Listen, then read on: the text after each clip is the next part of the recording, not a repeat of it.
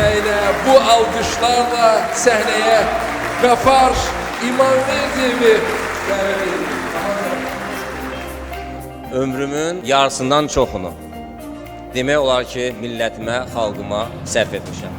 Və hər zaman əsasən də gəncləri üstün tutmuşam ki, çünki gənclər bizim gələcəyimizdir.